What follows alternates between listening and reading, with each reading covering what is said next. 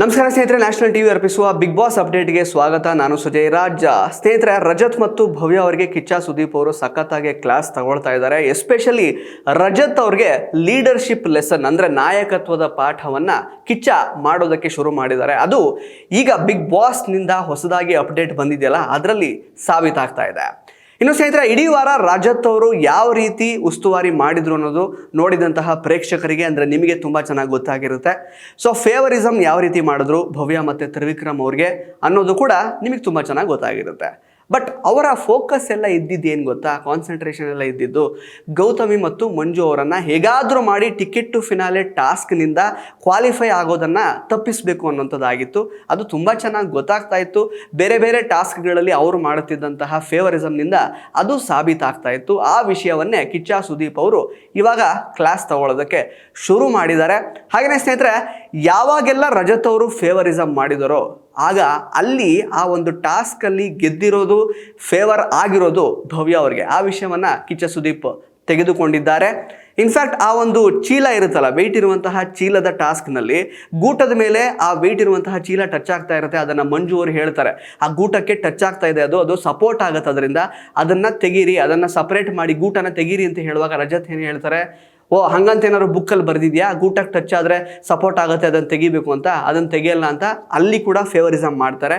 Next ಆ ಒಂದು ಕಂಟೈನರಲ್ಲಿ coloured water bottle ಏನಿರುತ್ತೆ, ಕಲರ್ಡ್ ವಾಟರ್ ಟಾಸ್ಕ್ ಇರುತ್ತೆ, ಅದರಲ್ಲಿ ಇಬ್ಬರು ಹೊಡೆದಾಡ್ಕೊಳ್ಬೇಕಾಗಿರುತ್ತಲ್ಲ, ಹೊಡೆದು ಬೀಳಿಸ್ಬೇಕಾಗಿರುತ್ತಲ್ಲ ಇಬ್ಬರು ಕಂಟೆಸ್ಟೆಂಟ್ಸ್, ಬೇರೆ ಬೇರೆ ವಿರುದ್ಧ ಟೀಮ್ನವರು. ಕರ್ಣನ್ ಪಟ್ಟು ಸೆಂಟರ್ ಹರಿದ ಹಳೆ ರೇಷ್ಮೆ ಜರಿ ಸೀರೆಗಳಿದ್ರೆ ಬಿಸಾಕಬೇಡಿ, ಇವರಿಗೆ ಕೊಟ್ರೆ ಸ್ಪಾಟ್ ಅಲ್ಲೇ ಕೈ ತುಂಬ ದುಡ್ಡು.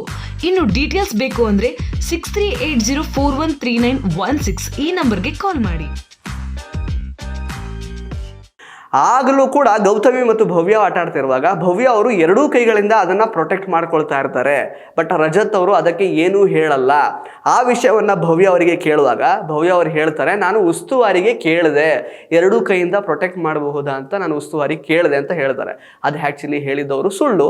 ಕಿಚ್ಚ ಸುದೀಪ್ ಅವರು ಎಷ್ಟರ ಮಟ್ಟಿಗೆ ಝೂಮ್ ಹಾಕ್ಕೊಂಡು ಆಟಗಳನ್ನು ನೋಡಿರ್ತಾರೆ, ಮನೆಯವರು ಆಡ್ತಾ ಇರುವಂತಹ ಆಟವನ್ನು ಅಬ್ಸರ್ವ್ ಮಾಡಿರ್ತಾರೆ ಅನ್ನೋದು ನಿಮಗೂ ತುಂಬ ಚೆನ್ನಾಗಿ ಗೊತ್ತು. ಅದನ್ನೇ ಭವ್ಯ ಅವರಿಗೆ ಹೇಳಿದಾಗ ಭವ್ಯ ಅವರ ಕಣ್ಣಲ್ಲಿ ಬುಳ ಬುಳ ಬುಳ ಅಂತ ನೀರು ಬರೋದಕ್ಕೆ ಶುರುವಾಗುತ್ತೆ. ಇದು ಬಹಳ ಕಾಮನ್. ಇನ್ಫ್ಯಾಕ್ಟ್ ಮೋಸದಾಟ ಆಡಿಕೊಂಡು ಅವರು ಕ್ಯಾಪ್ಟನ್ಸಿ ಟಾಸ್ಕಲ್ಲಿ ಗೆದ್ದಿದ್ದು ನಿಮಗೆಲ್ಲ ತುಂಬ ಚೆನ್ನಾಗಿ ಗೊತ್ತು. ಆಗಲೂ ಕೂಡ ಅವರು ತ್ರಿವಿಕ್ರಮ್ ಹತ್ರ ಹೇಳಿದ್ದೇನು, ಕ್ಯಾಪ್ಟನ್ಸಿ ಟಾಸ್ಕಲ್ಲಿ ಏನಾದರೂ ತಪ್ಪಾಗಿದೆ ಅಂತ ಗೊತ್ತಾದರೆ ನಾನು ಕ್ಯಾಪ್ಟನ್ಸಿಯಿಂದನೇ ಕೆಳಗಿಳಿದು ಬಿಡ್ತೀನಿ ಅಂತ ಹೇಳಿದರು. ಬಟ್ ಕ್ಯಾಪ್ಟನ್ಸಿಯಿಂದ ಕೆಳಗಿಳಿಯೋದಿರಲಿ, ಕಿಚ್ಚ ಸುದೀಪ್ ಅವರು ಯಾವ ರೀತಿ ಕ್ಯಾಪ್ಟನ್ಸಿ ಟಾಸ್ಕಲ್ಲಿ ಎಷ್ಟೆಲ್ಲ ತಪ್ಪಾಯಿತು ಅಂತ ಮನವರಿಕೆ ಮಾಡಿಕೊಟ್ಟ ಮೇಲೆ ಕೂಡ ಒಂದೇ ಒಂದು ಸಾರಿ ಕೂಡ ಅವರ ಬಾಯಿಂದ ಬರಲಿಲ್ಲ. ಇನ್ಫ್ಯಾಕ್ಟ್ ಆ ಟೈಮಲ್ಲಿ ರಜತ್ ಅವರು ಯಾವುದೋ 9ನೇ ನಂಬರ್ ಗೊಂಚಲಿನಿಂದ ಬಿದ್ದಂತಹ ಬಾಲ್ ಅಲ್ಲ ಅಂತ ಭವ್ಯ ಅವರಿಗೆ ಹೇಳಿರ್ತಾರೆ. ಕ್ಯಾಪ್ಟನ್ಸಿ ಟಾಸ್ಕ್ ವಿಷಯ ಮಾತಾಡ್ತಾ ಇದ್ದೀನಿ ನಾನು.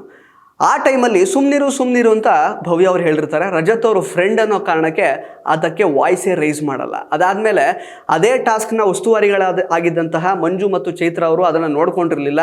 ಬಟ್ ಅದನ್ನು ಕೂಡ ಎಲ್ಲಿ ತಪ್ಪಾಯಿತು ಅಂತ ಮನವರಿಕೆ ಮಾಡಿಕೊಟ್ಟಿರ್ತಾರೆ ಕಿಚ್ಚ ಸುದೀಪ್ ಅವರು. ಅದಕ್ಕಾಗಿ ಮಂಜು ಮತ್ತು ಚೈತ್ರ ಸಾರಿ ಕೇಳಿರ್ತಾರೆ. ರಜತ್ ಅವರು ಕೂಡ ಸಾರಿ ಕೇಳ್ತಾರೆ. ಅದು ಯಾಕೋ ಫ್ರೆಂಡು ಅನ್ನೋ ಕಾರಣಕ್ಕೆ ನಾನು ಸುಮ್ಮನಾಗ್ಬಿಟ್ಟೆ ಅಂತ ಸಾರಿ ಕೇಳಿರ್ತಾರೆ. ಬಟ್ ಭವ್ಯ ಅವರು ಸಾರಿನೂ ಕೇಳಲಿಲ್ಲ, ಕ್ಯಾಪ್ಟನ್ಸಿಯಿಂದ ಕೆಳಗೂ ಕೂಡ ಇಳಿಲಿಲ್ಲ. ಬಟ್ ಆಗ ಕೂಡ ಇದೇ ರೀತಿ ಇವತ್ತಿನ ಪ್ರೋಮೋದಲ್ಲಿ ಯಾವ ರೀತಿ ಅಳ್ತಾ ಇದ್ದಾರಲ್ಲ ಅದೇ ರೀತಿ ಅಳ್ತಾ ಇದ್ರು ಅಷ್ಟೇ. ಅದು ತ್ರಿವಿಕ್ರಮ್ ಅವ್ರ ಹತ್ರ ಮಾತ್ರ. ಸೊ ಮೋಸದಾಟ ಆಡ್ಕೊಂಡೇನೆ ಕ್ಯಾಪ್ಟನ್ಸಿ ಗೆದ್ರು, ಮೋಸದಾಟ ಮಾಡ್ಕೊಂಡೇನೆ ಈಗ ಟಿಕೆಟ್ ಟು ಫಿನಾಲೆ ಟಾಸ್ಕಿಗೆ ಕ್ವಾಲಿಫೈ ಕೂಡ ಆಗಿದ್ರು. ಅದರಲ್ಲೆಲ್ಲ ಯಾರ ಉಸ್ತುವಾರಿ ಇತ್ತು ಹೇಳಿ, ಯಾರ ಪ್ರೆಸೆನ್ಸ್ ಇತ್ತು ಹೇಳಿ? ರಜತ್ ಅವರ ಪ್ರೆಸೆನ್ಸ್ ಎದ್ದು ಕಾಣ್ತಾ ಇತ್ತು. ಸೊ ಅದನ್ನೇ ಕಿಚ್ಚ ಸುದೀಪ್ ಅವರು ಹೇಳಿದ್ದಾರೆ. ಯಾವಾಗೆಲ್ಲ ನೀವು ಫೇವರಿಸಮ್ ಮಾಡಿದಿರೋ ಅಲ್ಲೆಲ್ಲ ಭವ್ಯ ಅವರ ಆಟಕ್ಕೆ ಮೇಲುಗೈ ಆಗಿದೆ, ಭವ್ಯ ಅವರಿಗೆ ಫೇವರಿಸಮ್ ಆದ ಹಾಗೆ ಆಗಿದೆ ಅಂತ ಹೇಳ್ತಾರೆ. ಬಟ್ ಇಲ್ಲಿ ರಜತ್ ಅವ್ರ ಪ್ರಮೋದಲ್ಲಿ ಹೇಳ್ತಾ ಇದ್ದಾರೆ, ನಾನು ಫೇವರಿಸಮ್ ಮಾಡೇ ಇಲ್ಲ ಅಂತ. ಎಷ್ಟು ಮಟ್ಟಿಗೆ ಫೇವರಿಸಮ್ ಮಾಡಿದ್ದಾರೆ ಅಂತ ನೋಡಿದಂತಹ ಪ್ರೇಕ್ಷಕರಿಗೆ ಗೊತ್ತಾಗಿದೆ. ಸೊ ಇನ್ನು ಅದನ್ನು ಹೊರತುಪಡಿಸಿದ್ರೆ ನಿಮ್ಮ ಒಂದು ಕಳಪೆ ಉಸ್ತುವಾರಿಯಿಂದ ಎಷ್ಟು ಜನಕ್ಕೆ ಲಾಸ್ ಆಗ್ತಾ ಇದೆ ಅಂತ ನಿಮಗೆ ಗೊತ್ತಾಗಿದೆ ಅಂತ ಪ್ರಶ್ನೆ ಮಾಡಿದ್ದಾರೆ. ಸರಿಯಾದ ಪ್ರಶ್ನೆನೇ ಕೇಳಿದ್ದಾರೆ ಸುದೀಪ್ ಅವರು. ಅದಕ್ಕೂ ಕೂಡ ರಜತ್ ಅವ್ರಿಗೆ ಉತ್ತರ ಕೊಡೋಕೆ ಆಗ್ತಾ ಇಲ್ಲ. ಬಟ್ ಅದನ್ನು ಒಪ್ಕೊಳ್ತಾನೂ ಇಲ್ಲ ತಪ್ಪಾಗಿದೆ ಅಂತ ಸದ್ಯಕ್ಕೆ ಪ್ರೋಮೋದಲ್ಲಿ. ಬಟ್ ಅದು ಮನವರಿಕೆ ಮಾಡಿಸಿ ಬಹುಶಃ ತಪ್ಪಾಗಿದೆ ಅಂತ ಒಪ್ಪಿಸ್ತಾರೆ ಅಂತ ನನಗೆ ಅನ್ನಿಸ್ತಾ ಇದೆ ಕಿಚ್ಚ ಸುದೀಪ್ ಅವರು. ಹಾಗೆಯೇ ಇನ್ನೊಂದು ಹೇಳ್ತಾರೆ, ನೀವು ಈ ರೀತಿ ಫೇವರಿಸಮ್ ಮಾಡ್ತಿರೋದ್ರಿಂದ ನಿಮ್ಮಲ್ಲಿ ಲೀಡರ್ಶಿಪ್ ಕ್ವಾಲಿಟಿ ಕಾಣ್ತಾ ಇಲ್ಲ, ನಾಯಕತ್ವದ ಗುಣದ ಕೊರತೆ ಇದೆ ನಿಮ್ಮಲ್ಲಿ ಅಂತ ನೇರವಾಗಿ ಹೇಳಿದ್ದಾರೆ. ಕರೆಕ್ಟಾಗಿ ಹೇಳ್ತಾರೆ ಸುದೀಪ್ ಅವರು ಎಲ್ಲ ವಿಷಯವನ್ನು. ಬಿಕಾಸ್ ನಮಗಿಂತ ಜಾಸ್ತಿ ಝೂಮ್ ಹಾಕಿ ಪ್ರತಿಯೊಬ್ಬರ ಆಟ ಹೇಗೆ ನಡೀತಾ ಇದೆ, ಯಾರ್ಯಾರು ಯಾವ್ಯಾವ ರೀತಿ ಆಟ ಆಡ್ತಾ ಇದ್ದಾರೆ ಅನ್ನೋದು ತುಂಬ ಚೆನ್ನಾಗಿ ಗೊತ್ತಾಗಿರುತ್ತೆ ಅವ್ರಿಗೆ. ಸೊ ಅದನ್ನೇ ಮನವರಿಕೆ ಮಾಡುವಂತಹ ಪ್ರಯತ್ನ ಮಾಡಿದ್ದಾರೆ. ಸೊ ಕಳಪೆ ರಜತ್ಗೆ ಲೀಡರ್ಶಿಪ್ ಲೆಸನ್ನನ್ನು ಸರಿಯಾಗಿ ಪಾಠ ಮಾಡ್ತಾ ಇದ್ದಾರೆ ಕಿಚ್ಚ ಸುದೀಪ್ ಅವರು. ಸ್ನೇಹಿತರೆ, ಈ ಒಂದು ಪ್ರೋಮೋ ನೋಡಿದಾಗ ನಿಮಗೆ ಹೇಗೆ ಅನ್ನಿಸ್ತು? ಇನ್ಫ್ಯಾಕ್ಟ್ ಈ ಪ್ರೋಮೋಗಳು ನೋಡ್ತಾ ಇದ್ದವಾಗ ಒಂದು ವಿಷಯ ಅಂತೂ ಕನ್ಫರ್ಮ್ ಆಗ್ತಾ ಇದೆ, ಇವತ್ತಿನ TVR, ಇವತ್ತು ಮತ್ತು ನಾಳೆಯ TVR ಅಂತೂ ನೆಕ್ಸ್ಟ್ ಲೆವೆಲ್ ಇರುತ್ತೆ ಸ್ನೇಹಿತರೆ. ಕಿಚ್ಚ ಸುದೀಪ್ ಅವ್ರು ಬೇರೆ ಬಂದಿದ್ದಾರೆ, ಕ್ಲಾಸ್ ತಗೊಳ್ಳೋದಕ್ಕೆ ಶುರು ಮಾಡಿದ್ದಾರೆ. ಮುಂದೆ ಪ್ರೋಮೋ ಯಾವ ರೀತಿ ಇರುತ್ತೆ ಅನ್ನುವಂತಹ ಕುತೂಹಲ ಅಂತೂ ಇದೆ. ಪ್ರೋಮೋಗಳೇ ಈ ಥರ ಇರುವಾಗ ಇನ್ನು ಎಪಿಸೋಡ್ ಯಾವ ರೀತಿ ಬರಬಹುದು ಅನ್ನುವಂತಹ ಒಂದು ಕುತೂಹಲ ಇನ್ನೂ ಹೆಚ್ಚಾಗ್ತಾ ಇದೆ. ನಿಮಗೆ ಹೇಗೆ ಅನ್ನಿಸ್ತಾ ಇದೆ ಸ್ನೇಹಿತರೆ? ಭವ್ಯ ಅವರು ಮೋಸದಾಟ ಆಡ್ಕೊಂಡೆ ಇಲ್ಲಿ ತನಕ ಬಂದುಬಿಟ್ರಲ್ಲ, ಮೋಸದಾಟ ಮಾಡಿಕೊಂಡು ಈಗ ಅಳೋಕೆ ಶುರು ಮಾಡಿದ್ದಾರೆ. ನೆಕ್ಸ್ಟ್ ವಿಷಯನೇ ಹನುಮಂತನಿಗೆ ಹೊಡೆದಿದ್ದಂತಹ ವಿಷಯ. ನೋಡೋಣ ಅದಕ್ಕೇನು ಹೇಳ್ತಾರೆ ಅಂತ. ಮತ್ತೆ ಭೇಟಿ ಆಗ್ತಾ ಇರೋಣ ಮತ್ತೊಂದು ಅಪ್ಡೇಟ್ ಜೊತೆಗೆ. ಮತ್ತೆ ಬರ್ತೀನಿ ನಿಮ್ಮ ಮುಂದೆ. ನಮಸ್ಕಾರ.